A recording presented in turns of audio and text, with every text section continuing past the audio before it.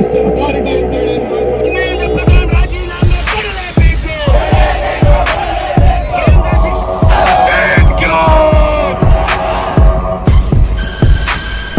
ದೆಹಲಿಯಲ್ಲಿ ವಿದ್ಯಾರ್ಥಿಗಳ ಮೇಲೆ ನಡೆದ ಲಾಠಿ ಚಾರ್ಜ್ ಖಂಡಿಸಿ ಪ್ರತಿಭಟನೆ. ಚಿಕ್ಕಬಳ್ಳಾಪುರ ಜಿಲ್ಲೆ ಚಿಂತಾಮಣಿ ನಗರದಲ್ಲಿ ಡಿವೈಎಫ್ಐ ಹಾಗೂ ಎಸ್ಎಫ್ಐ ಸಂಘಟನೆಗಳ ವಿದ್ಯಾರ್ಥಿಗಳಿಂದ ಪ್ರತಿಭಟನೆ.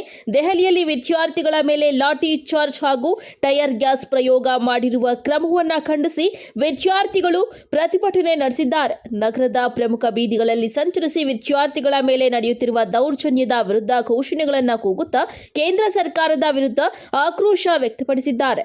ಈ ವೇಳೆ ಮಾತನಾಡಿದ ಪ್ರಗತಿಪರ ಚಿಂತಕರಾದ ಡಾಕ್ಟರ್ ಅನಿಲ್ ಕುಮಾರ್, ಭಾರತ ದೇಶ ಪ್ರಜಾಪ್ರಭುತ್ವ ವ್ಯವಸ್ಥೆ ಹೊಂದಿದ್ದು ನೀಟ್ ಪ್ರಶ್ನೆ ಪತ್ರಿಕೆ ಸೋರಿಕೆಯಾಗಿರುವುದು ಹಿಂದೇನೂ ಆಗಿದೆ, ಆದರೆ ಇಷ್ಟೊಂದು ಗಂಭೀರವಾಗಿ ಆಗಿರಲಿಲ್ಲ.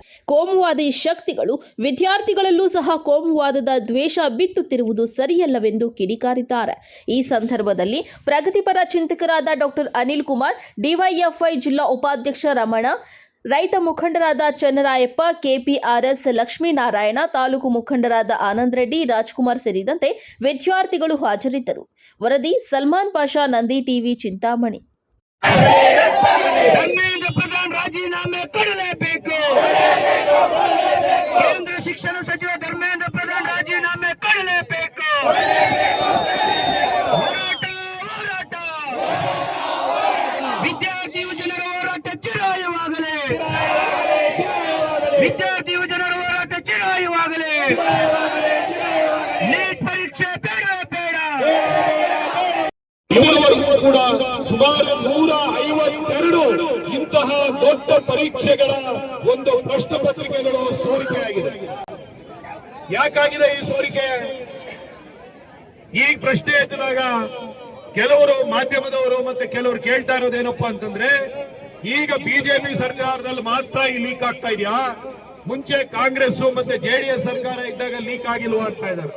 ಹೌದು, ಅವಾಗ್ಲೂ ಲೀಕ್ ಆಗಿದೆ, ಈಗಲೂ ಲೀಕ್ ಆಗ್ತಾ ಇದೆ. ಆದ್ರೆ ಆವಾಗ ಲೀಕ್ ಆಗ್ತಾ ಇದ್ದಕ್ಕೂ ಇವಾಗ ಲೀಕ್ ಆಗ್ತಾ ಇದಕ್ಕೂ ಒಂದು ವ್ಯತ್ಯಾಸ ಇದೆ. ನಮ್ಮ ವಿದ್ಯಾರ್ಥಿಗಳಿಗೆ ಮುಂದಿನ ದಿವಸಗಳಲ್ಲಿ ಭವಿಷ್ಯ ಇಲ್ಲ.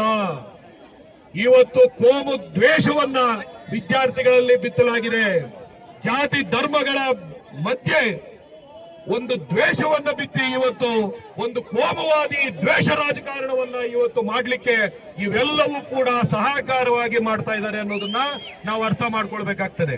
ಇದು ಕೇವಲ ಒಂದು ಪ್ರಶ್ನೆ ಪತ್ರಿಕೆಯ ಲೀಕ್ ಮಾತ್ರ ಅಲ್ಲ. ಬಹಳ ಗಮನವಿಟ್ಟು ಕೇಳಿ ದಯವಿಟ್ಟು ವಿದ್ಯಾರ್ಥಿಗಳು. ಇವತ್ತೇನಾಗ್ತಾ ಇದೆ ದೇಶದಲ್ಲಿ, ನಾವು ನಮ್ಮದು ಪ್ರಜಾಪ್ರಭುತ್ವ ವ್ಯವಸ್ಥೆ. ಯಾವ ರೀತಿಯಾದಂತ ಪ್ರಜಾಪ್ರಭುತ್ವದಲ್ಲಿ ಅನೇಕ ವಿಧಾನಗಳಿದೆ.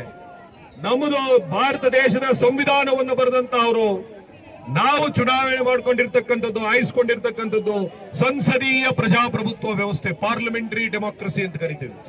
ಈ ಸಂಸದೀಯ ಪ್ರಜಾಪ್ರಭುತ್ವ ವ್ಯವಸ್ಥೆಯಲ್ಲಿ ನಾವು ಮತವನ್ನ ಚಲಾಯಿಸಿ ನಮ್ಮನ್ನು ಆಳ್ವಿಕೆ ಮಾಡಲಿಕ್ಕೆ ಬೇಕಾಗಿರ್ತಕ್ಕಂಥ ನಾಯಕರನ್ನ ನಾವೇ ಚುನಾವಣೆ ಮಾಡಿ ಅವರನ್ನು ಆಯ್ದು ಕಳಿಸ್ತೇವೆ. ಅಲ್ಲಿ ಹೋಗಿ ಅವರು ನಮ್ಮ ಪರವಾದಂತ ಕಾನೂನುಗಳನ್ನ ಮಾಡಬೇಕಾಗ್ತದೆ. ಆ ರೀತಿ ಕಾನೂನುಗಳನ್ನ ಮಾಡಿದಾಗ ಅದನ್ನ ಜಾರಿ ಮಾಡಬೇಕಾಗಿರ್ತಕ್ಕಂಥವ್ರು ಯಾರು? ಕಾನೂನು ಮಾಡತಕ್ಕಂಥದ್ದು ಪಾರ್ಲಿಮೆಂಟ್ ಮತ್ತೆ ಅಸೆಂಬ್ಲಿಯಲ್ಲಿ, ಅದನ್ನ ಜಾರಿ ಮಾಡಬೇಕಾಗಿರ್ತಕ್ಕಂಥದ್ದು ಅಧಿಕಾರಿಗಳು, ಎಕ್ಸಿಕ್ಯೂಟಿವ್ ಅಂತ ಕರಿತೀವಿ. ಆ ಅಧಿಕಾರ ಸ್ಥಾನಗಳನ್ನ ತುಂಬಿಸ್ಲಿಕ್ಕೆ ಈ ರೀತಿಯಾದಂತ ಪರೀಕ್ಷೆಗಳು, ಎಂಟ್ರೆನ್ಸ್ ಎಕ್ಸಾಮ್ಗೆ. ಅಂದ್ರೆ ಇಲ್ಲೀಗ ಪೊಲೀಸ್ ಅವರು ಬಂದು, ನೀವು ವಿದ್ಯಾರ್ಥಿಗಳು ಎಲ್ಲ ರಸ್ತೆ ರೋಕ ಮಾಡಿದಿರಿ, ಎಲ್ಲರಿಗೂ ತೊಂದರೆ ಆಗ್ತಾ ಇದೆ ಅಂತೇಳಿ 10 ನಿಮಿಷಗಳ ಕಾಲ ತೊಂದರೆ ಅನುಭವಿಸ್ಲಿಕ್ಕೆ ಸಾಧ್ಯ ಇಲ್ಲ ಈ ಪೊಲೀಸ್ ಅವರು. ಅದೇ ವಿದ್ಯಾರ್ಥಿಗಳು ಜೀವನ ಪೂರ್ತಿ ಕಷ್ಟಪಟ್ಟು 2 ವರ್ಷ 3 ವರ್ಷ ಸತತವಾಗಿ ಓದಿ ಹಗಲು ರಾತ್ರಿ ನಿದ್ದೆಗೆಡಿಸ್ಕೊಂಡು ಅವರಿಗೆ ಅವರ ಒಂದು ಪ್ರಯತ್ನದಿಂದ ಅವರಿಗೆ ಯಶಸ್ಸು ಸಿಗದಿದ್ರೆ ಅವರು ಬೀಳೋದಿಲ್ಲ.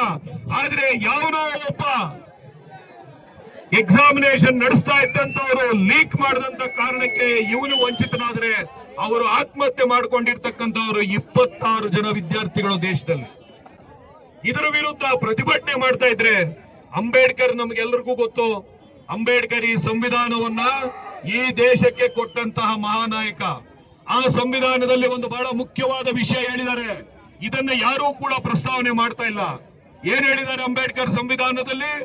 ನಮ್ಮ ಸಂವಿಧಾನವನ್ನು ನಾವು ರಕ್ಷಣೆ ಮಾಡಿಕೊಳ್ಬೇಕಾದ್ರೆ ಭಾರತದ ಜನತೆಯಲ್ಲಿ ಸಂವಿಧಾನ ನೈತಿಕತೆ ಅಂತಕ್ಕಂಥದ್ದು ಇರಬೇಕು ಅಂತ ಹೇಳ್ತಾರೆ.